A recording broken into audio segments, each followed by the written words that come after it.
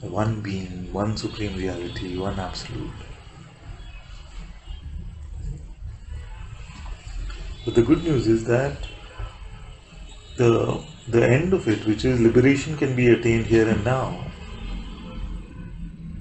Here and now means no need for any duration. No time has to pass. Just here.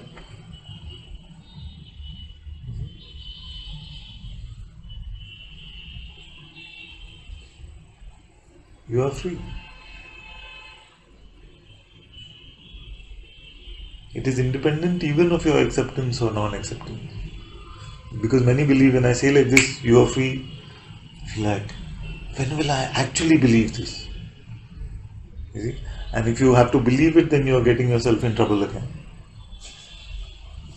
You will just become a spiritual, play the role of a spiritual ego.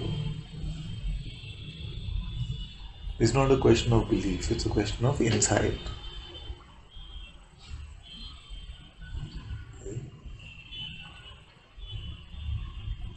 What do you know now? Now. Just now. Everything that you need to know is already known. Just now.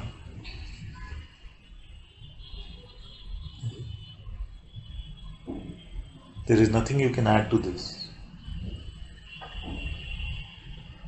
Empty of conceptual knowledge. The truth is completely apparent.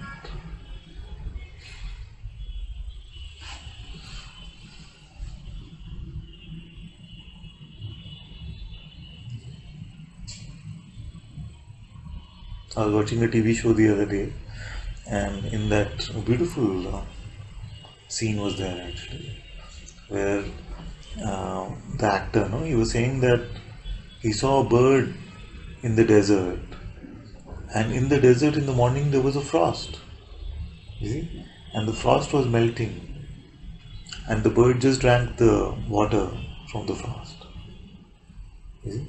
Whereas a man would have said, how? Why? See? How can there be frost in the desert? You see? So this is the human condition. The bird, in its simplicity, just drank the water. Asking why? Why is there frost in the desert? It's a beautiful story, actually.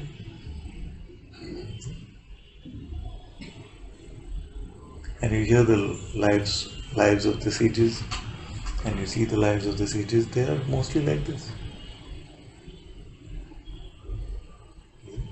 Now, Madik yesterday was sharing about Yogi Ji that mostly you would get in the car with him and you would ask him, so she would ask him, where are we going, Bhagwan? He would say, I don't know. And the driver would start driving, then he would say, okay, Father wants us to go left. Father wants us to go left. Very much like this bird. Not deciding, not asking why, how, when.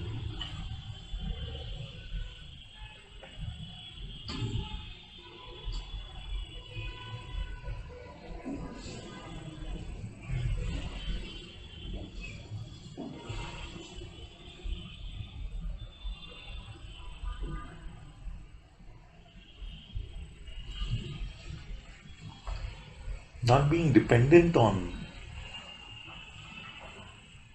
these things. You see, you can still play out that way. You can still play out that way in its own naturalness. You see? So what should we have for lunch tomorrow? You see? But it doesn't have the psychological gravity to cause you suffering if you hear bitter gourd or something like that.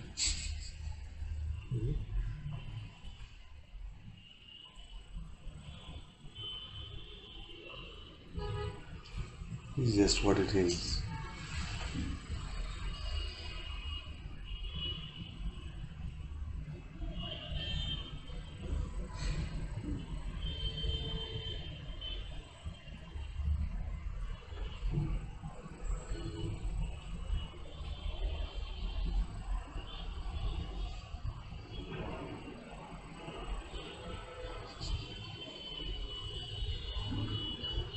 So if a patch of grass suddenly appeared in the center of the hall,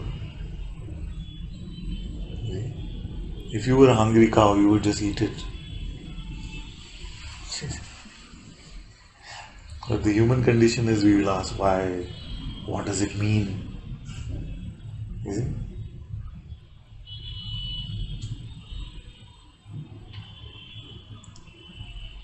So in Satsang we come to that simplicity.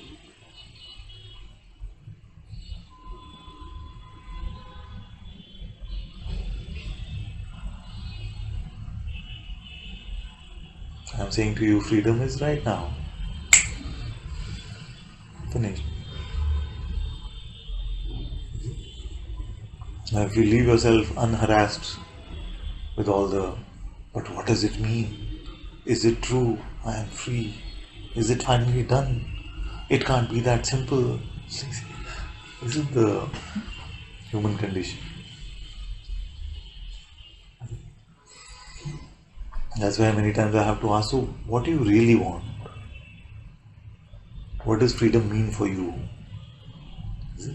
And then our ideas of, if we are at least speaking with honesty, then our ideas of some specialness or something changing, something. And what are we after? That which is, which always is. But something should change as a result of that discovery. Is it?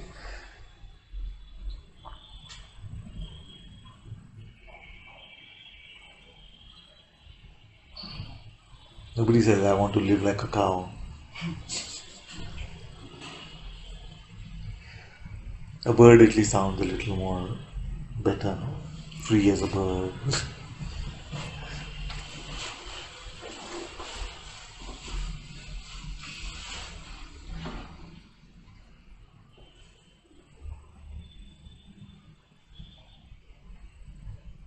You say, I want freedom, I say, you are free.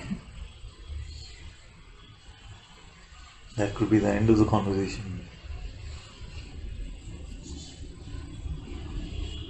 You see, but the bird says, but, is it true? I say, of course it is true. But I don't feel free. It has nothing to do with your feeling. Whatever you may be feeling is contained in your freedom. You are free to experience whatever you are feeling. And then you may say, come to the real problem. You see, you may say that, but I thought that freedom was the absence of a certain feeling and the presence of another. And then I could say that, but that doesn't sound like freedom. If it has to be a certain way, then how is that freedom? Then it is, by definition, you see, only that way. Only bliss is allowed. How is that freedom?